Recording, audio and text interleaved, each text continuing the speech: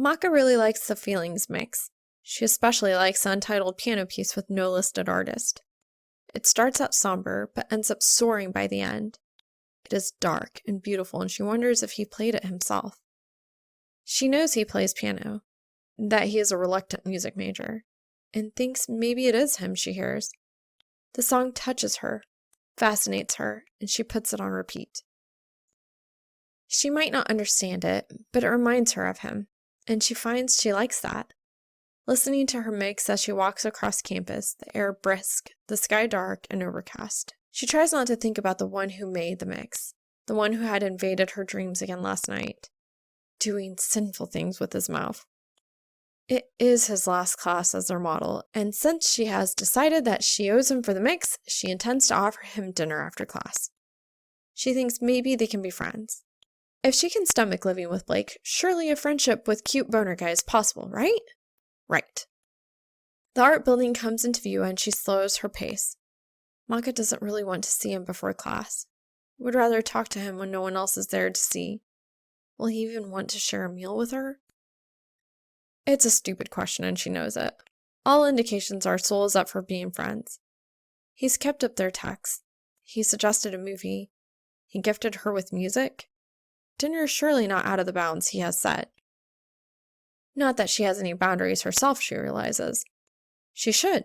She has always kept her distance with boys, but he's different in a way she can't put her finger on. All she knows is she likes spending time with him. That she is willing to cross the friendship line into the kind of sort of really like you line is probably evidenced by the effort she put into her clothes today, but she refuses to acknowledge that.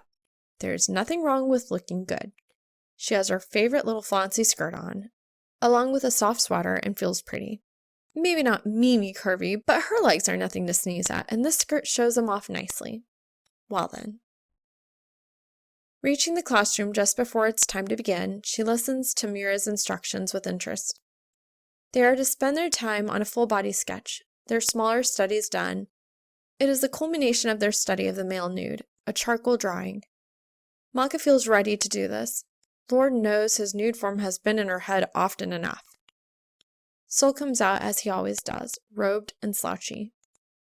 And as the professor gives him posing instructions, Maka bends over her bag to get out her charcoal and erasers, along with her sketch pad. After getting up and arranging things on her easel, she gets her first good look at him this class period. The boner is back, standing tall. This should not surprise her. It really shouldn't. But she has come to think of him as so much more than just boner guy that it does anyway. Maka glances back to notice the return of Mime of the massive hills, shirt cut low, and has to suppress a sigh. Maybe dinner is a mistake. She focuses on her drawing instead. Mira has instructed him to shift periodically between a few poses to give them options. And Maka decides she likes the pensive seated pose, the one where his back is to her.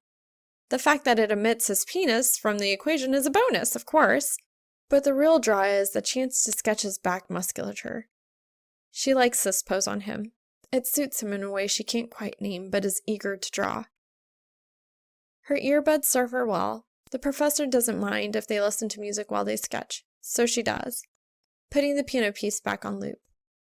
She works as well as she can as he changes positions and lets his music, for even if he didn't play it, he had certainly chose it, guide her strokes, keeping her eyes largely to her easel.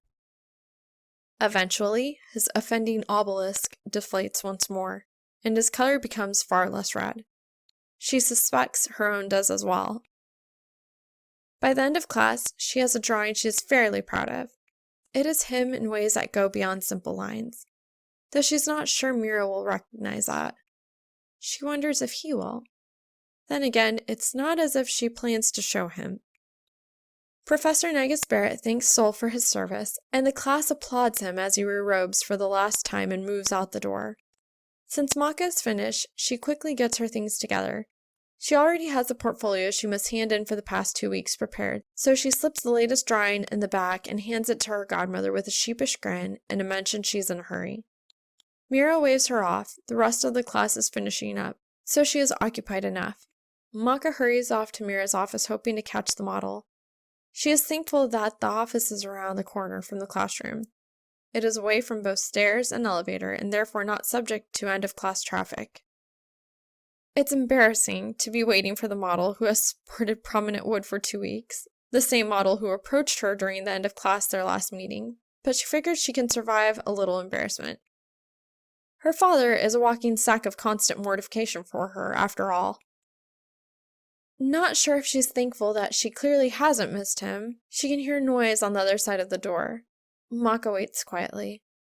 She has taken her earbuds out and considers replacing them in her ears, but decides against it.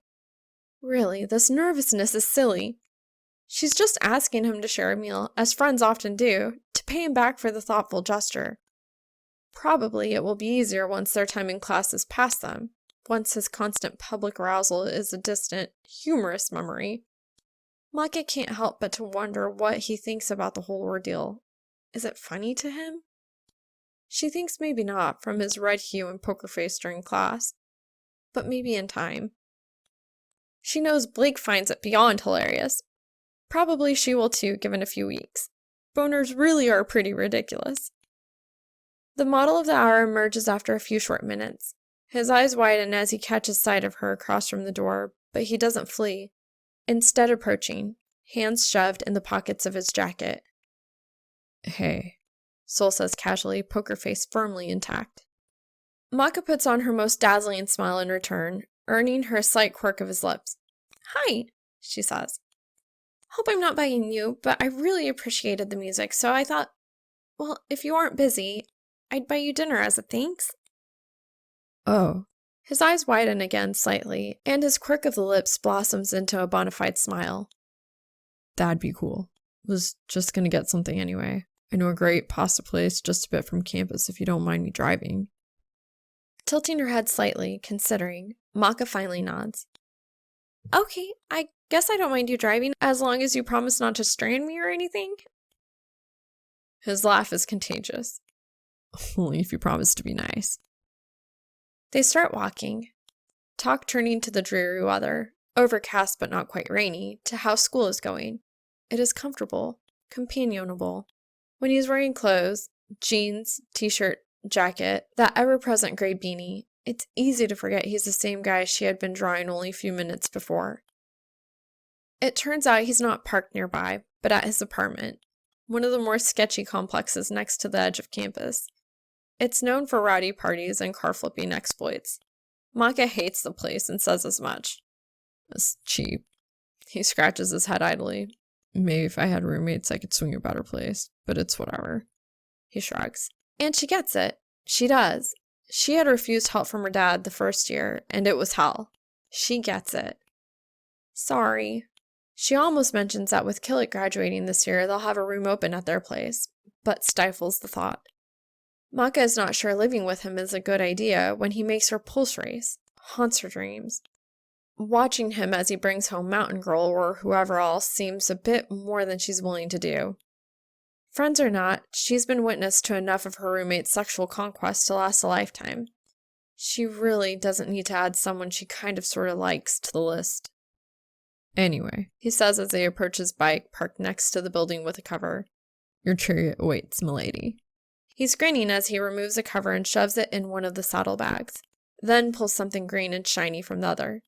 Sol shucks off his own jacket and shoves both at her, and she takes them with raised eyebrows he ignores, as he rummages for the black helmet she had borrowed before, then closes the bag and hands the helmet from the handlebars. "You gonna put them on, or would you rather stand here all day?" She works her mouth. It's another helmet, and it's clearly for her. What? "Told you I'd get you your own. I'll try to pick up a jacket soon, too." His grin is a little short of shade-eating. "Don't get too excited. It's used." Even still. Sol! She's shaking her head in protest. He shouldn't have. They are barely friends. It makes her feel strange in a way that is far from unpleasant. Floaty, almost. "Been meaning to get a spare for a while anyway," he says, stifling any possible protests. Okay. Maka manages and shrugs on the jacket, zipping it carefully before donning the helmet. He mounts the bike and she gets on after, giving him room to don his own helmet before putting her hands lightly at his waist.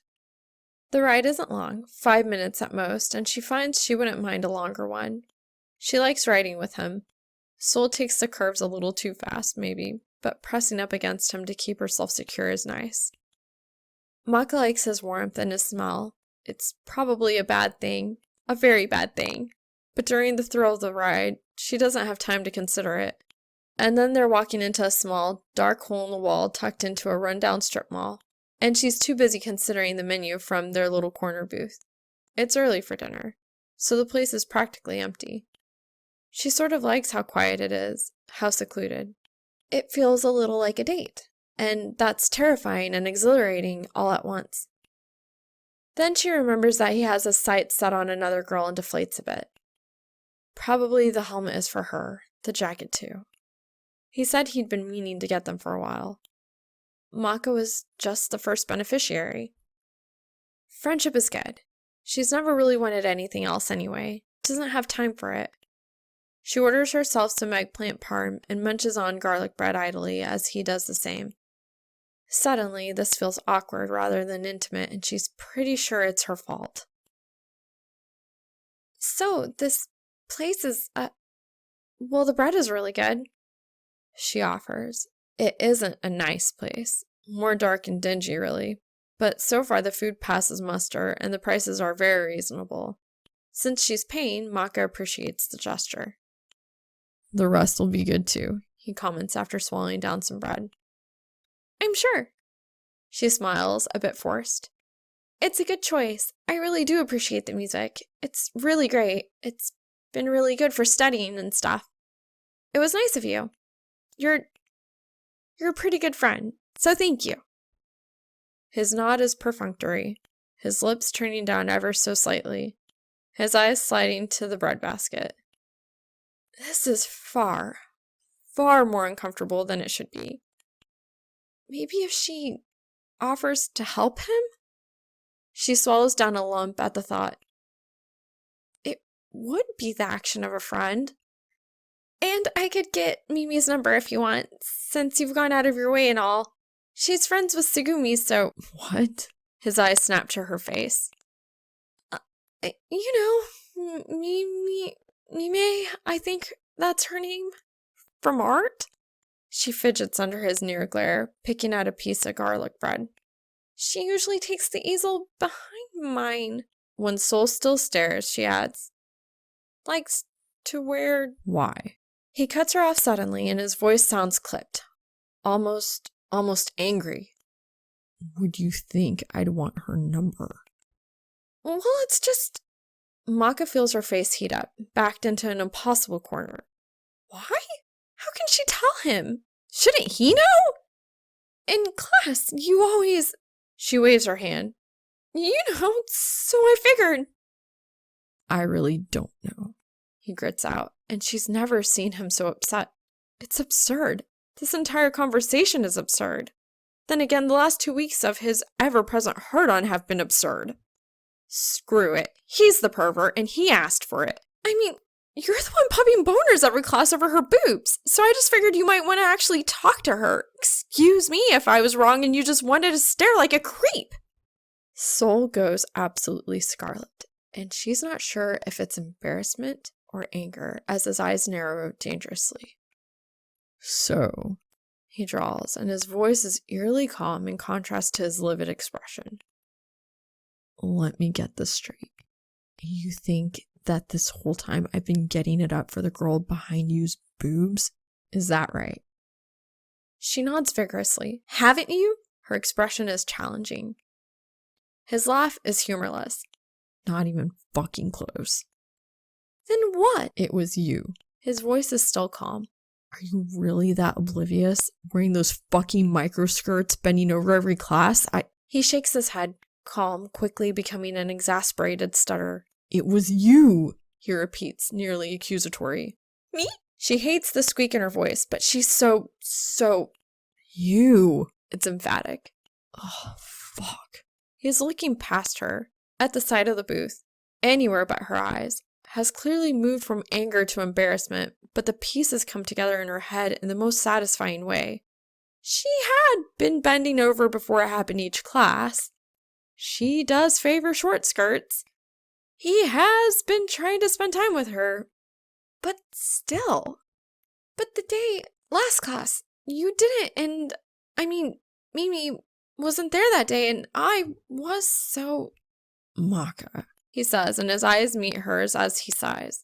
You were wearing your flannel pajamas and looking like death warmed over on Wednesday. There was nothing hot about it. I was just worried. You were worried? She's trying to process. Her brain, normally so sharp, is having trouble keeping up with all these impossible shifts. Wait, you think I'm hot? His face meets his palm as he shakes his head. Jesus fuck, Star was right. You are so dense. Maybe she is. He'd made her music mixes and bought her a helmet, and hadn't Blake mentioned he didn't usually show interest in girls? So why her? Why now? It's just so strange. So unexpected. You like me? Face still in his hand, elbow on the table, Soul nods, not looking at her.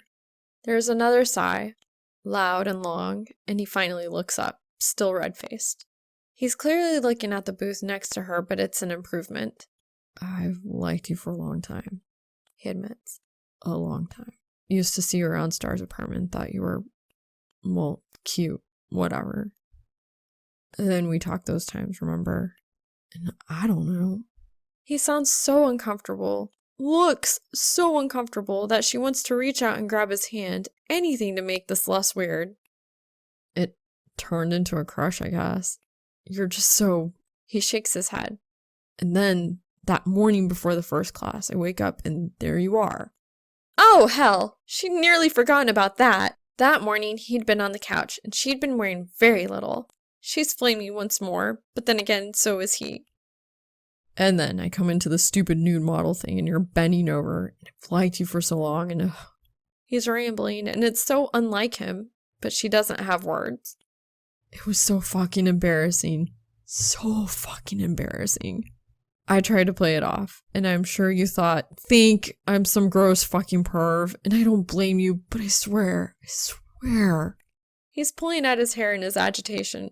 That's never... I mean, it's like my dick was Pavlov's fucking dog in the middle of fucking everything. The moment you'd bend over, just trying to... But... Shit. I don't normally. It's just you. You. His face is in both hands, just like that, and she's staring.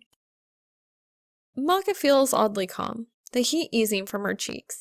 He's so flustered, and it's sort of cute. But more than that, he likes her. He likes her. It was for her, and he knows it's awkward. Knows what everyone must think. Soul said it wasn't normal, and it's been clearly hard on him, and she believes him. The boy she's come to know isn't gross. He really isn't. And it's sort of, well, flattering to know she has been the cause in a way that makes her feel hot and strange and reminds her of those dreams that have plagued her. I don't think you're gross, she says quietly. You don't? He peers through his fingers, and she nods. It's not like you can help it, she settles on. And I've been around you enough to know that you weren't some creep, whatever happened in art. So yeah, I don't think you're gross. Would I ask to hang out with you if I thought that? He lifts his head. Guess not, he says gruffly. Definitely not. Her smile is soft. This whole situation has been so utterly ridiculous. But maybe it can have a good end. Mercifully, their food comes then, and they both focus on that for a while. It helps break the strangeness, as she tells him how good it is, and he says he told her so. By the time they have finished, they are chatting again, both choosing to forget his recent confession for the time being. They come around to music, and he beams as she says the study mix helped her focus. And the feelings mix is really great. I love the piano piece. It's fantastic. I had it on loop during class. I know you play. Was that you? Maka hadn't meant to ask, but her curiosity won the day. He is suddenly sheepish. Yeah, you really liked it? His eyes look so eager. She grins. I loved it. Your playing is so amazing. It felt... She shakes her head. She has no words. Who wrote it? I've never heard it before. It's so good. Sol mumbles something she can't quite hear, and she says as much. Me. I wrote it. Oh my God, Sol. It's beautiful. Wow. It's about you. He's not looking at her again, and her heart thunders in her chest. About her? Or how I feel about you, I guess. It's far too warm. Far too warm. Maka blesses the server's timing as he slides over to ask if they need anything else and drops off the check. Rifling through her bag, she hears Sol clear his throat and pauses to meet his eyes. I'd like to get that, if you'll let me. She had offered to treat him, though as friends, but clearly friends is less than what he wants from her, and she thinks... No, she knows it's less than what she wants from him. So she tilts her head. Dutch? I don't like my dates to pay. I think a date should be a partner, not some sort of benefactor. Because she's never been about letting people pay her way. But she doesn't mind if this thank you dinner for a friend becomes a date instead. Sure, he says with a small smile. They pay, they leave. Sol drives her home, and it's sort of awkward and exciting all at once since they both seem to have decided this was a date. They stow their helmets. He walks her to the building door, and she turns to him. You know, Maka looks down at her hands and then up at him. Blake went to a party and Killick went home, and I bought a movie I was planning on watching tonight, so if you wanted to, watch with me, you could. His grin is so wide it could blind, his sharp teeth fully on display. That'd be cool. Moving upstairs, Maka unlocks the door and leads him inside, directing him to the couch. She's never had a date over, can count the dates she's ever had on one hand, and it's strange and exciting. She makes popcorn, sets it on the table, walks over to pop in the DVD, and comes back to sit next to him on the couch. She doesn't take off his jacket, and he doesn't ask her to. She really likes it, and snuggles into its warmth as she works the remote. Warm bodies? Sol asks, incredulously, as the title screen starts. I thought you liked zombie movies, she says lightly. Zombie movies, yeah. Cheesy zombie love stories, not so much. Maybe it'll surprise you, she offers as she presses play. He makes a scoffing noise, but no further protest, and Maka is surprised and pleased at how comfortable it feels to sit with him here. After so much awkwardness, it seems impossible, but there is something about him, something between them maybe, that eases her. The movie is cute, cheesy, sure, but she appreciates that it is a new twist on Romeo and Juliet, and while her date makes little jabs at the action on screen, Maka doesn't mind. It's fun, this banter, this report. About midway through, she grabs the fuzzy throw blanket she keeps in the ottoman, and when Sol edges closer to share, she makes no protest. It is both comfortable and charged, being with him like this. There is companionship and anticipation, and her blood rushes in her head and through her veins, warm. Her heart rate speeding and falling at his heat and proximity and humor. Maka likes this, likes him. They can be friends, and more than friends, and it's amazing, awe-inspiring, terrifying. But then the movie ends, and she has no idea what's next. Her experience with boys and dating is painfully limited, and this is so new. So was it so bad? She finally settles on asking as she clicks off the movie, switching it to food TV for sheer value of neutral background noise. He shrugs, but he's grinning. It was okay, I guess. They were pretty damn cheesy. Yeah, Maka nods agreement. I mean, the idea that love could make a person alive again. She shakes her head. Sol laughs. Yeah, pretty fucking absurd. Though the whole kissing thing was at least different. Her eyebrows go up. The whole kissing thing was the most ridiculous part, she insists. I mean, love like that may not really happen, but at least it would be a big thing. But being healed by a kiss? She scoffs. That's just silly. Oh, I don't know. He looks thoughtful. I think a kiss could do a lot. If the right person is kissing. When did his face get so close? She doesn't know, but she doesn't mind. His breath is warm and his eyes are searching and she sees red spreading. sees freckles she had never noticed. Closing her eyes, she closes the distance. Their noses bump, but she keeps moving until she finds his lips with hers. Time to find out what a kiss can do.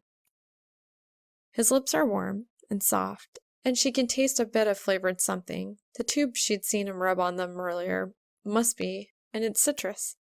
She likes it. It's only her third kiss ever, and she isn't sure 7 minutes in heaven in high school or the attack of the slobber monster during her one ill-advised college date really counts. Not when this is so much better. Maka has never understood the fuss behind kissing. Mouths are full of germs. What's to like? She thinks she gets it now. It is warm, warm, warm, and she feels hot, hot, hot. And his hands at her waist are so nice. She's the one who swipes out her tongue, curiosity and instinct both driving her, and he responds instantly, his tongue coming out to play. Oh God, it feels good sliding along hers. It's hot, searing, eager yet gentle, and she's not just hot, she's on fire. She's burning. All she wants to do is this, and the struggle to not climb into his lap, to get a feel for what she has seen so prominently on display for weeks is real, so real. The struggle ends very abruptly at the sound of the door opening and a bellowed, "What the fuck?" She screams and ends up on Soul's lap anyway. His boner has definitely made an encore appearance. She feels it against her ass as she lifts the blanket to her chin, as if that could somehow change what her roommate has just stumbled upon. What the hell, Blake? I thought you were at a party! Her glare could melt an iceberg, she thinks. Maka channels her white-hot rage into it, though she cannot parse her sudden anger. Doesn't care to. Defense mechanism, probably. "That's what I'm saying," he says as he shuts the door behind himself and walks to loom over them. "Parties suck, so I thought I'd chill with my oldest minion, and I walk in on this shit? Eater, you disgusting fuck. If you gotta shove your tongue into my god, sis, can you at least take it to your place?" Soul's groan vibrates through her from her position, reminding her of where she's ended up, and she scrambles off his lap. Like I haven't walked in on you and some rando 1,000 times. Her eyes are so narrow, his face is all she can see. Blake looks so smug, yet disgusted, that she feels like punching him on sheer principle. I'm gonna go. Soul stands, the cover shoved to the side. She can see his arousal is still intact, the rise in his genes obvious. Her godbrother's face twists in horrified amusement. Dude, no shit! I mean, Maka's awesome, but I was sort of fucking with you before. I didn't think you actually... Shut up, Soul grits out, and his look could disintegrate steel. His eyes soften as they turn down to Maka. You free tomorrow? Probably she should say no. She has studying to do. She just nods instead. Movie night at my place? Hopeful, earnest. He is both. Studying can wait. Sure. Blake is making gagging noises. They both glare his way for a moment before turning their eyes to each other again. Cool. Mine's number 42. He's grinning, and it makes her tummy flutter stupidly. He turns to go, but Maka scrambles up and grabs his wrist, spinning him to face her before pressing a brief chase kiss to his mouth. See you tomorrow, she breathes, and his grin is so wide his face must ache. They both ignore the mock vomiting behind them. Yeah, he says, and then he's gone, out the door with an extended middle finger towards Blake and a wave for her. Sighing as the door clicks shut, Maka sits back down on the couch and Blake joins her, rifling through Netflix and settling on more Korean drama. So, seriously, you an eater? He finally says before he presses play on the drama. His voice sounds teasing. She manages. He's a good guy. You can do worse. She doesn't expect that, so she turns to him. His eyes are serious, his mouth a thoughtful line. We'll see, she says eventually, because she thinks maybe he is a good guy. She hopes he is. But this is all a risk. It's the first time her heart is on the line, and it's more than a little confusing. I guess we will, he agrees. Totally willing to kick his ass if he fucks up, by the way, but I'm pretty sure you could wipe the floor with him, so. She shakes her head with an exasperated laugh. Yeah, I can take care of myself. Maka doesn't protest as he steals half her covers. Anyway, try not to fuck on the couch. You have no idea what germs could be on this thing. And no way I sit here ever again if it gets tainted with eater's jizz. Punching his arm, she decides not to point out that it's probably already tainted with Killick's jizz and Kid's jizz, not to mention his own. Maka shudders and resolves to buy a steam cleaner. Keeping movie nights elsewhere does seem best. She ignores his yelp of pain and clicks play herself, done with any and all discussions of her love life. It's strange enough she has one at all. Discussing it with Blake is beyond her just now. Nice jacket, by the way, he says as it starts, and she punches his arm again. Resolving to return it tomorrow, she hunkers down in the covers. Then again, maybe she'll never return it. She really sort of likes it. She thinks as she basks in his warm scent. Like she really sort of likes him. Head full, heart full, Maka watches Korean drama with Blake, thinking of boner guy, who has become kind of sort of maybe boyfriend guy, and looks forward to tomorrow. The end. This has been read to you by me, Sahdah. Hope you enjoyed it.